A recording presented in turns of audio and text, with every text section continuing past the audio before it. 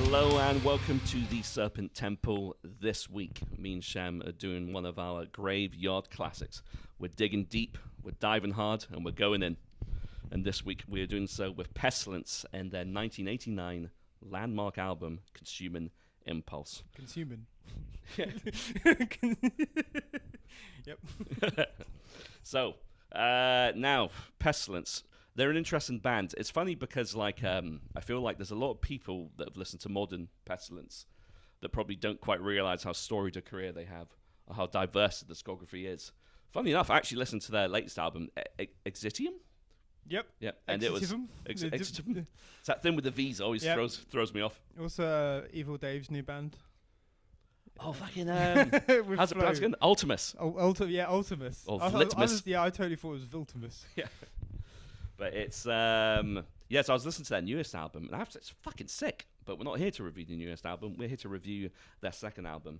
And I'll give a quick background on the lineup at the time. So you had our man MVD on vocals, also of legendary bands Asphyx and Hail of Bullets for the duration of most of their tenure.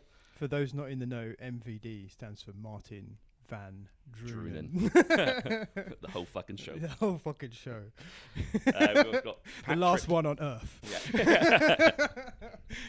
Oh, God, I need to get back into listening to some Asphyx albums. Oh, it's so sick, man. So fucking good. I just love Martin Van Drunen.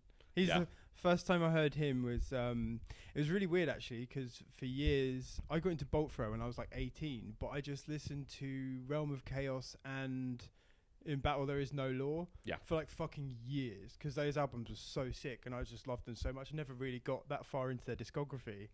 And then I got into Hail of Bullets. Yeah.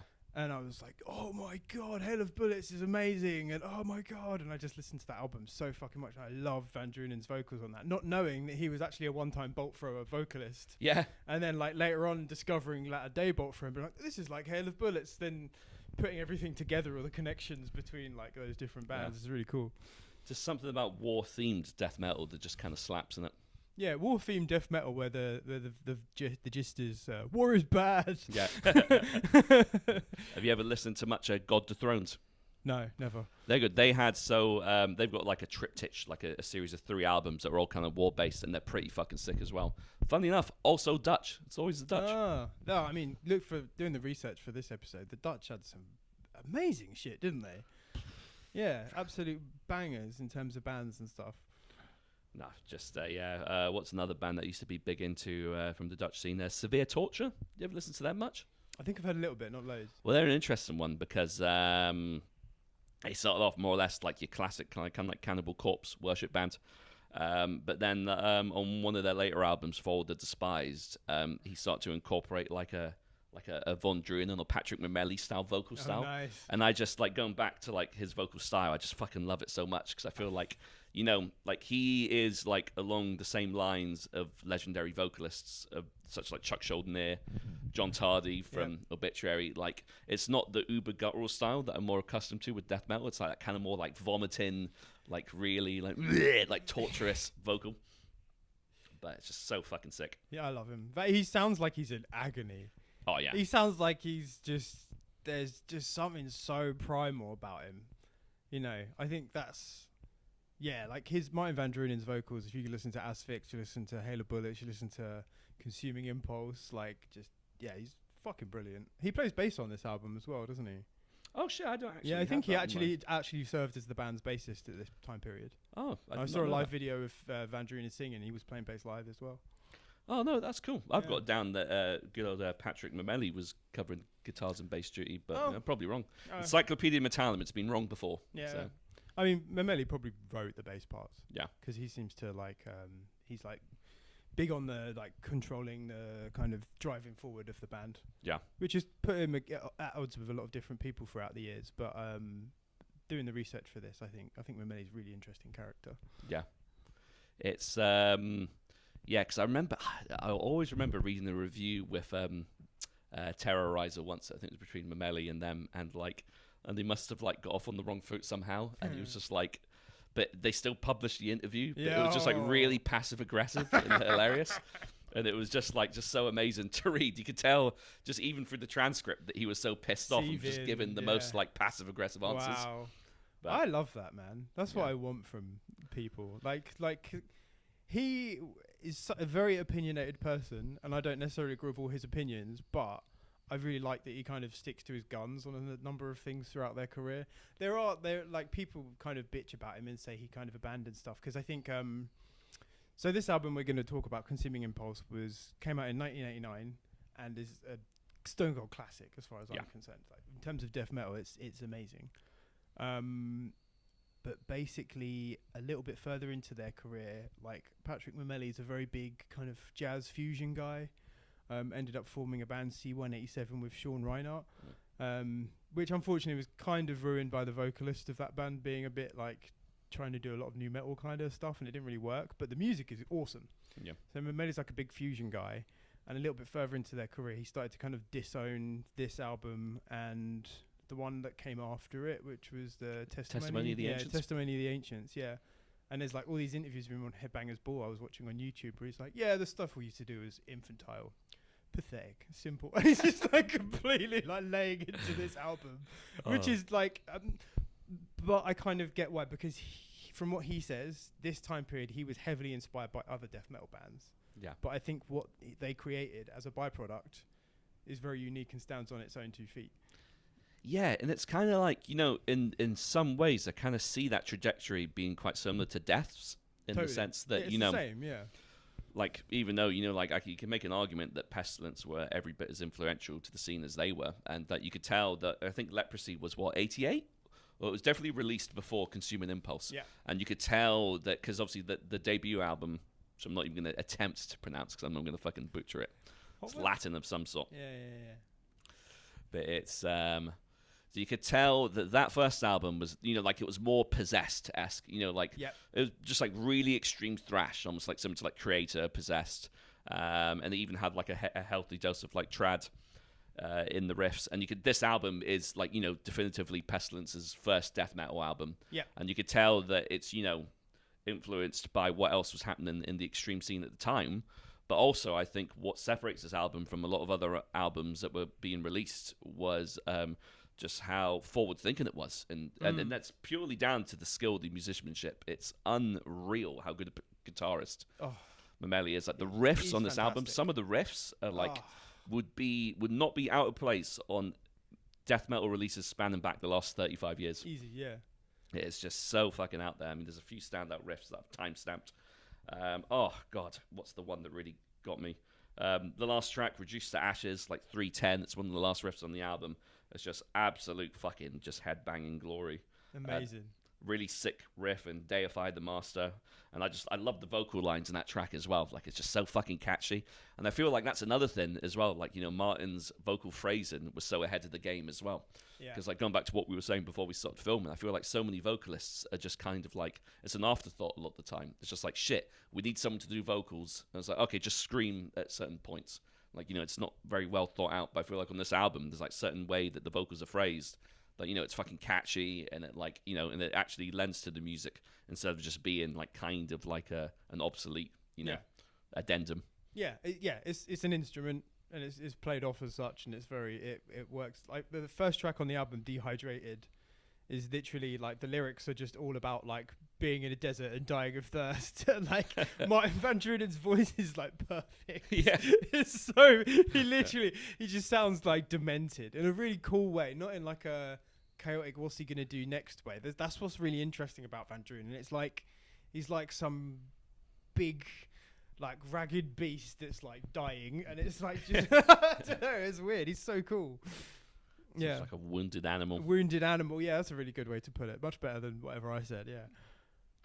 That was good. And I think you can't talk about this album without mentioning, perhaps, in my humble opinion, one of the best death metal tracks ever, which is Out of the Body. Out of the Body. Out of the fucking body. What a fucking track. Yeah, I remember I was messaging you about during this, and I was like, fucking such a god tier song.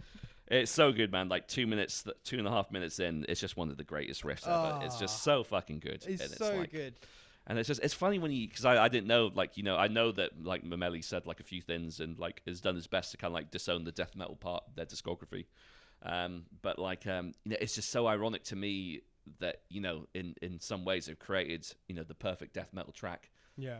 Yeah, Yeah. he's just like, you know. Yeah. Which I suppose is a testament to how good of a musician he is, because he's like, I went on to do bigger and better things since then. Yeah, after writing, you know, probably the best death metal track among the top 10. Oh, yeah, the way that riff plays, like, as a guitar player, like, it's just perfection. Yeah. The way all the rhythms, like, kind of, like, cascade and work, and how they kind of played off against each other.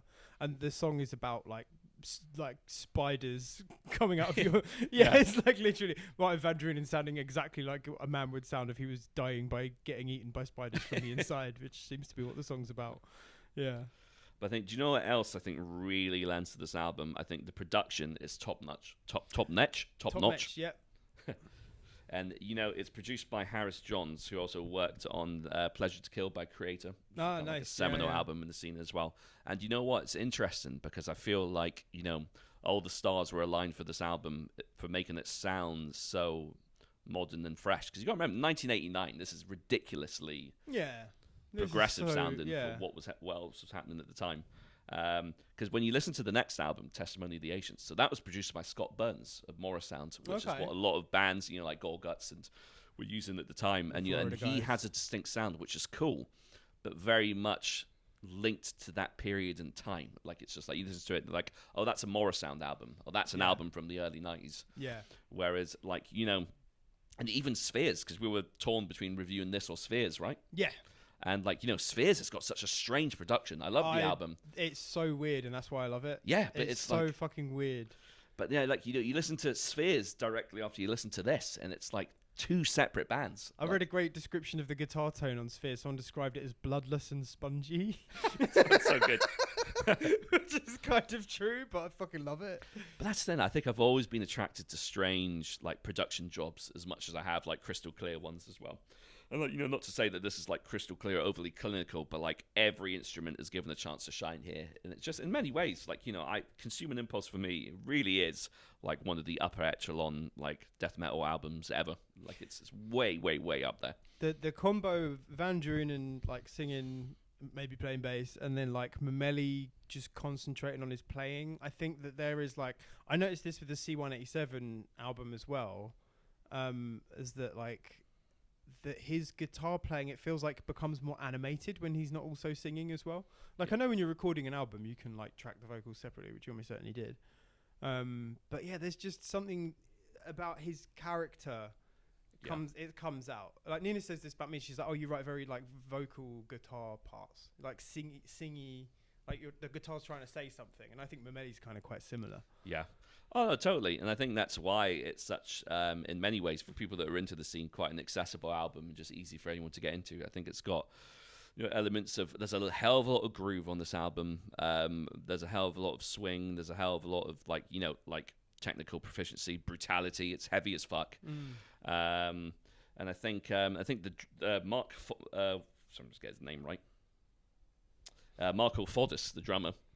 Oh, yeah. Does a great job as well. Yeah, he really does. Because it really, like, you know, you could kind of see that even though they hadn't completely entered their jazz fusion stage at this point, you could kind of see that some of the seeds were there. Yeah. I feel like you can hear it in some of the drum work and some of the guitar work for just how progressive it is. Yeah. And just how dynamic the album is as well. Yeah, which is, when you think about, I mean, I don't know how it lines up with Death. Because I guess there's a lot of like, when was the first Atheist album? I think that's one that really... Oh, I want to say 1990? Was it Unquestionable Presence? Yeah, because that first Atheist album threw a lot of people for a loop, I think. Piece of Time was Piece of Time was 1990. Oh, it was Presence was 91. Oh, okay. I thought Presence was the first one. I thought, yeah, so did I. I didn't realize Piece of Time was first. Could be wrong. But anyway, yeah, it's like it's kind of like 1989, Consuming Impulse. Yeah. Then Atheist comes out, and everyone, it's like an arms race. Yeah. Everyone, it's like really interesting, and it's like, so this, I love the. I mean, you can't talk about this album without talking about the cover, right? Oh, it's just legendary. Yeah, the cover is just like a person's face, and they're completely terrified. They look like Martin Van Drunen sounds, and then there's just ants, like fire ants, all over them, like going in their mouth and up their nose, and it's like, it's a really, again, visceral image. It's really like powerful. But I don't think they picked it. I think the band, like, I think I watched an interview and Mameli was like, yeah, someone at the record label just decided that would be the cover. Really? Which is fucking weird to think about now when you've got so much control over your art as an artist. If a label was like, you can't do that, it would just be like, shut up. That is odd. I don't know. Was it Roadrunner that released this album? It might have been. Might be, because I know, because the thing is, I first got this album through a Roadrunner double pack. So it was this album and I think it was Testimony of the Ancients. Yeah, that makes sense. Malleus, motherfucker. Yeah, Roadrunner, yeah. Yeah, because they were one of those. That was a great string of releases that Roadrunner did when they had like all the double packs. You had like Suffocation with Effigy and Pierced. Yeah. Had Gore Guts with Dead. Considered Dead. And fucking Erosion of Sanity. Erosion of Sanity, yes. One for the TVs on the cover. Yeah. Yeah, that's such a cool album cover. Yeah. That's Dan Seagrave. He's such a good fucking death metal artist. Seagrave. Yeah, he's awesome. But yeah, it's just like, I feel like this album just captures kind of like part of that magical time where, like what you said, it was a bit like a race to see who was going to write the craziest, most progressive, the heaviest, just the most fucking, the best music possible. And it was just like, when you think back, like I'm almost annoyed that I was too young at the time to appreciate it. Man. I would love to have been involved in the scene at this time. And you had all these Runner classic albums coming out. Yeah, it's really interesting because it's a bit like, with like people that like who are like punks, and you're like, why are you a punk? Like, 76 is so gone. Like the old school kind of, Sex Pistols type whatevers. Yeah. Not necessarily cross-punk type people who fit in more. And I always found it really bizarre that those people were like kind of holding on to something that I didn't feel like existed. But now I feel like I'm doing something kind of similar with like the Grind Crusher tour. Yeah. You know what I mean? And like this album fits in with that like Entombed, Clandestine, Bolt Thrower, like Realm of Chaos, all that kind of shit. Like that. There's something about this album where it sounds like it's in like a dingy club. Yeah. And it's like, there's that thing where it's really interesting, and it's like I will always want it, but it will probably never happen again. Is how I remember I was listening to an episode of Heavy Hole, and it was one of the women from Mythic. I can't remember which one it was. It might be Mary Bielik, and she was saying that people don't realise that back then, when all these kind of bands were around in the late 80s, early 90s, she's like, heavy music was like pop music. Like everyone just listened to it. It was on the radio. It was really common, so it wasn't that weird. Yeah. To just like be going to like whereas it's like now it's a lot more of like a fringe kind of thing, but people don't realize like how mainstream heavy music was for a long while. Yeah. And it's like kind of quite different today. Do you know it is a good kind of like encapsulation of what you just said? When you watch wrestling and look at wrestling themes throughout the years, you see a shift because there used to be like some heavy as fuck wrestling themes. Yeah, and then there was masculine and it's like big riffs, is like badass. Yeah, and then there was a point of time, maybe at the turn of the millennium, where they start to become a bit more kind of like poppy and more fucking like hip hop and like even like elements of R&B in some of the themes, which was always like strange to me because I feel like there's so much crossover between wrestling and heavy music. Yeah. Totally. But it's I suppose as the brand became more corporate and global, they probably want to change the image a bit. Yeah, I think I probably a lot of that I guess would probably be because the people that were in charge were like middle-aged to old white men back then, who knew probably nothing about hip hop and stuff like that, so they wouldn't have integrated. Because obviously there was a lot of amazing stuff going on then, with like all the OG kind of like rap groups from East and West Coast. Like there would have been a lot of like stuff that went as hard around, but they probably just were like maybe didn't understand it. I think people didn't realize how much but you think back to like the Judgment Night soundtrack, like Anthrax and Public Enemy, and there's there's like so much Body Count, like there's so much crossover. It's the same thing, it goes as hard. It's just always been that kind of difficulty to accept one with the other or whatever. No, you're right, because I think the main guy that was involved in the themes was a guy called Jim Johnston. Yeah. And he's a real piece of shit, right? No, Jim Johnston was cool. Maybe I'm thinking of someone else. No. Poor Jim Johnston just catching straight. Sorry, Jim. No, he was cool. Like, so I've watched a couple shoot interviews with him recently because he got sacked by WWE a while back. But he was doing themes from them from like the late 80s throughout all the 90s. So he's responsible for most of the major themes. So I think that was his kind of background. Like, he had a big background in a lot of funk music as well. This is interesting. Sorry, yeah.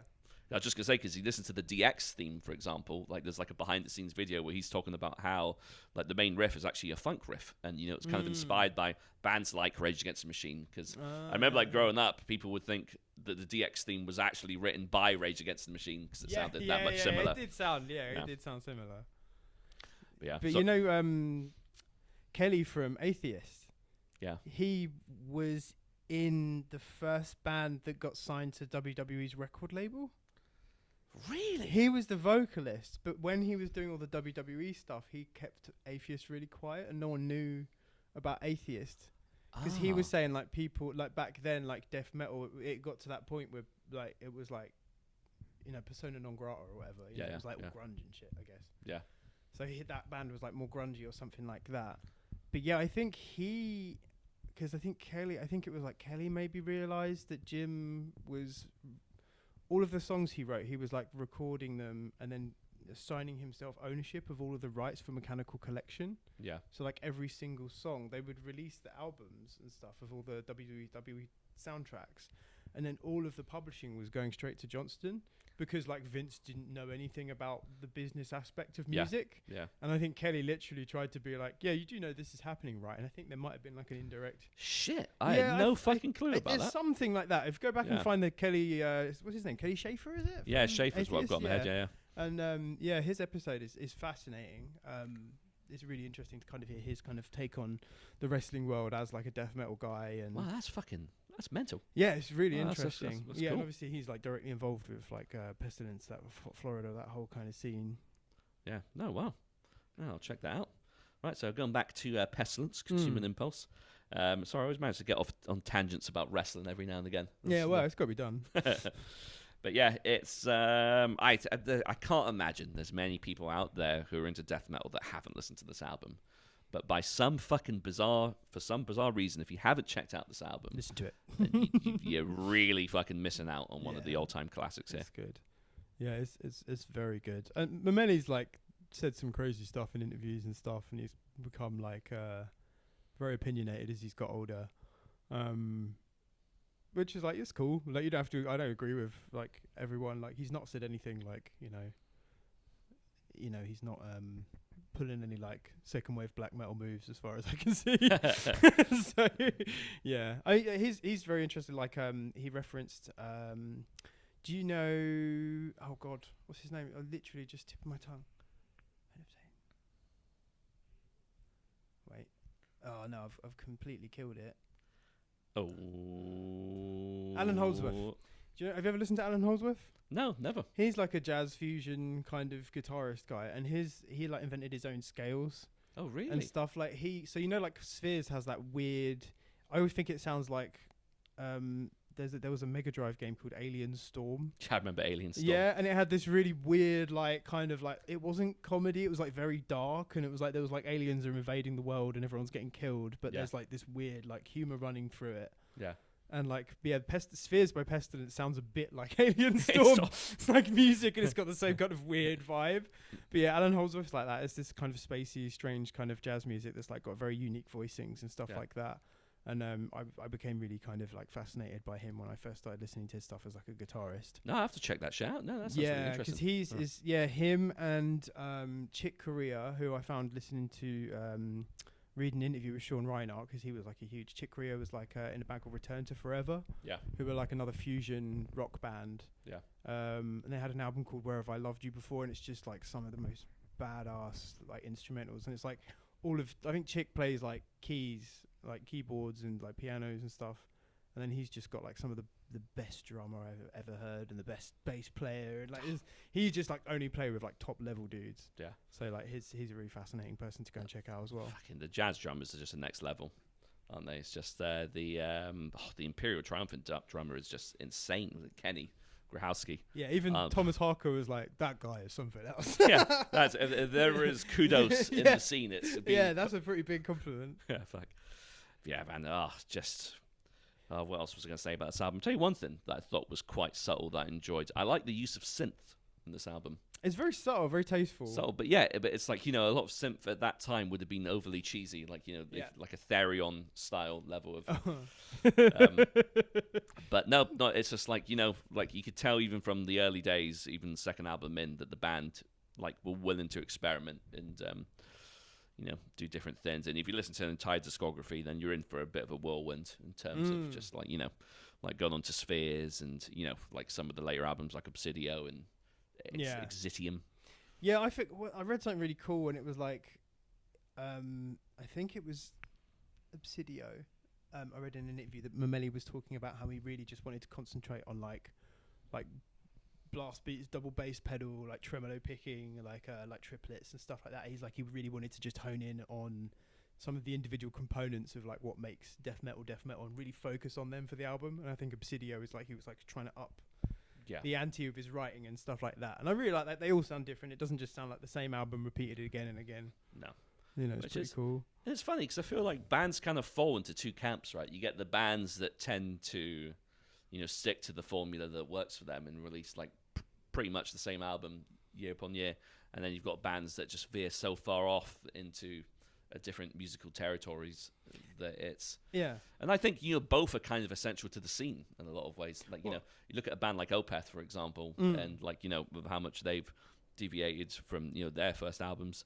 And then, you take a more extreme example, a band like a Motorhead, for example, that essentially releasing the same album year on in. And it's like, and I think it's good that the scene is just so varied. I'm talking about the death metal scene in particular. Like, because like I said, you take a band like Opeth and you take like a band like Bolt Thrower, for example. And you've got two bands that like represent both sides of that camp. And there's just so much fucking good music that's come from the death metal scene, even if the band is no longer within that particular scene. Yeah. Like, it's just cause, and there's so much good shit that stemmed from its humble beginnings. Yeah, and that's what I was going to say. The doing the same album over and over again isn't necessarily a bad thing either, because like you said, Bolt Thrower kind of did that towards the end of their career because they just wanted to get it right. And then, that's why so many people have respect for them, because they were like, no, we did what we wanted to do. This is what we were trying to make. We've made it now. Yeah, that's fair enough. You can check out all the iterations. Like, I think it's really interesting as well, the because like new metal and like some other genres is a lot more like image focused than skill. But obviously with like a lot of death metal, there was that we were talking about the arms race kind of aspect where people want to improve, be the next, they want to play as hard as they can, as fast as they can, as technical as they can, and that really kind of shows as you kind of listen to it, like this, and like even like Bolt Thrower, like there's certain things in play that are like classical music. Like, Bolt Thrower had the recurring riffs, the themes of the... Oh my god, I'm forgetting everything today. That's right. Cenotaph. That's what it's called. Yeah. That whole kind of thing, which is like conceptually like quite different and not really done very much in a lot of other bands' kind of work. Yeah. Things like overtures, all these different aspects and kind of techniques. Yeah, I really love that about death metal, and it can really open your eyes to stuff that you might have not found before. Yeah. Well, I think it's because when you think about it as well, like there's so many musicians in the scene that have either classical training or grew up in the background where they listen to classical music or have an appreciation for it. And like, everybody remembers reading the articles when you're growing up, metal and classical music have got the most in common. And you're thinking, what the whatever, mate. But like, obviously the older you get, the more mature you get in your like appreciation for songwriting. Like, you do really fucking notice it. It's just behind sort of walls of distortion. Yep. And growling. Totally. Yeah. Absolutely. Yeah, it's amazing. I love it. But it's good shit, man. So I think that's pretty much everything I've got to say in Consuming Impulse, other than just fucking listen to it if you haven't. Bang your fucking head. Yeah. It fucking rules. It's awesome. It's insane. And I really want a long sleeve Consuming Impulse long sleeve in green, like the cover. Because what I want is a fucking beanie of the album cover. But like the face is just the fucking... That would be great. Have you seen the interviews with like Mameli, where like it's really funny? There's an interview on YouTube where it's like he's been interviewed by the woman who's interviewing is wearing this like all over print Pestilence shirt, and then he's wearing the same shirt. No way. It looks it's really funny. That's I love that. Yeah, that's like an interesting thing. I'm discovering there's more and more of these like old school bands would wear like their own merch, and it's like it's quite interesting because when I was growing up, that was a complete no-no. That was like a faux pas. You Wasn't never it? go to a gig and wear the shirt of the band that you're seeing. That's like if you see someone do that, you're like, look at this, look at this fucking guy, fucking idiot. look at this rube. But it's just like it's such a bizarre faux pas, isn't it? It It's is. just like, why wouldn't you want to show support to the artists that you're going and seeing? But I think it's just a credibility thing. I think for me, it was always just like, well, I need to prove that this isn't the only band I listen to. Yeah. So ergo, I need to wear another shirt. It's like a gatekeeping thing, isn't it? Yeah. It's like it was like you were so worried about being gatekept that you would like preemptively like prove. Yeah.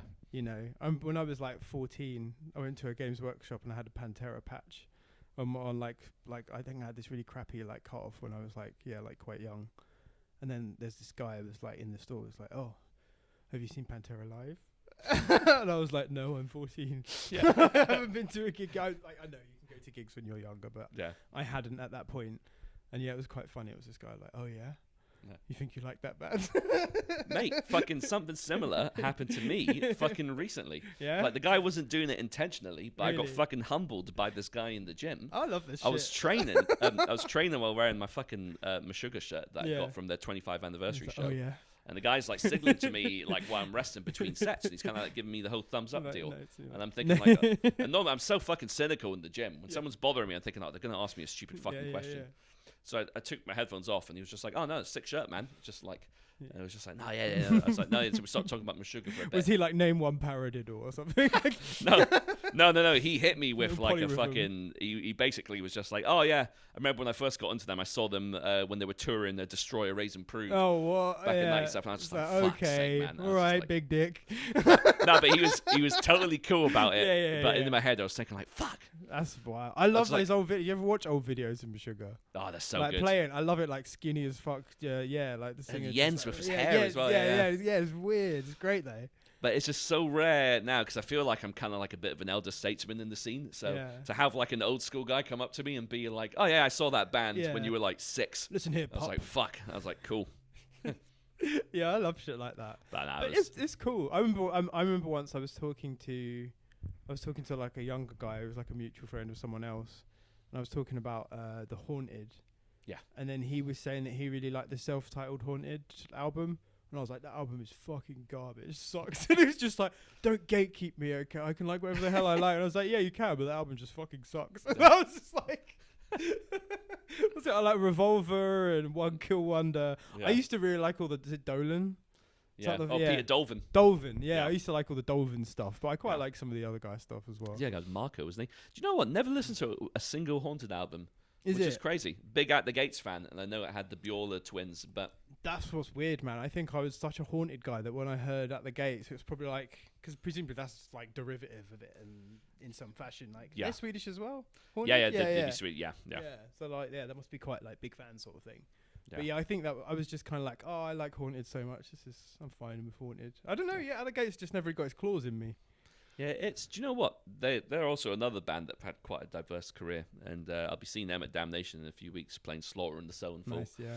which is going to be a milestone in my life. Yeah. But that album in particular, like, you know, that's always the album that people go to as being like their kind of seminal album, which I get. It makes sense. It's such an influential album. But their first two albums are so fucking odd. I still haven't gone back and listened to it. I need to. I remember you were talking about it. And it's got like violin and shit on it, is it? You were saying? First album's got like more in common with like My Dying Bride and like early that Paradise sounds Lost sick. and stuff. I love that shit so much. Second album is like is more rustic, and like, you know, they don't have as violins or anything, but like it's just got such a weird sense of melody that is just unlike anything I'd ever heard at the time. Interesting. And it's not like the other Melodeath, like, you know, they Yeah, hit yeah. that kind of that classic Gothenburg sound with Slaughter of the Soul, but like a lot of that wasn't prevalent in the first two albums. Yeah, yeah. Oh, that's really So, interesting. It's No, I would- interesting. I'll play you some tracks at one point. Yeah, to see what you yeah, think. yeah. I'd love to check them out. Yeah. Oh, yeah. That's true. I used to listen to a lot of In Flames as well. Actually, like Oh, Flames. it was like Clayman. What's that like?